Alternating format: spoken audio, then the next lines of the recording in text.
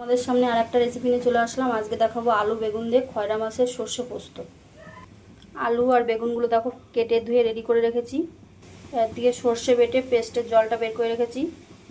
এদিকে দেখো খয়রা মাছগুলো ধুয়ে কেটে রেডি করে নিয়ে এসেছি। আর পোস্ত কাঁচা লঙ্কা বাটা পেস্ট করে রেখেছি।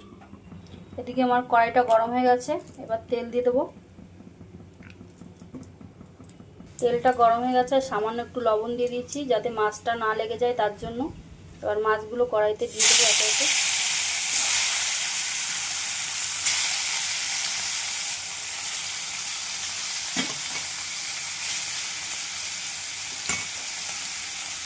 মাছগুলো দেখো ভেজে নিয়েছি, খুব একটা লাল লাল করে ভেজেনি, একটু হালকা করে ভেজেছি। এবার ফোড়নে একটু কালো জিরে দিয়ে দিলাম। এবার আলু বেগুনগুলো একসাথে ভেজে নেব।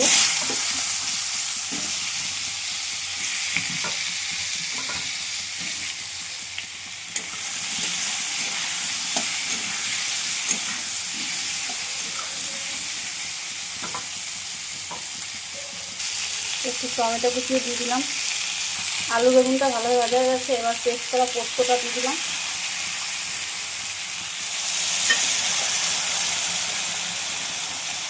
একটু হলুদ, সামান্য একটু লবণ,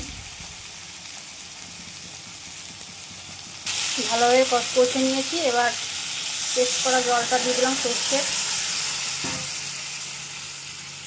এবার ঢাকনা দিয়ে মিনিট 10 ঢেকে দেব। তারপরে মাছগুলো দিয়ে নামিয়ে দেবো, পরে দেখাচ্ছি তোমাদের। 10 মিনিট হয়ে গেছে, এবার ঢাকনাটা উঠিয়ে নেব। এবার মাছগুলো দিয়ে দেবো।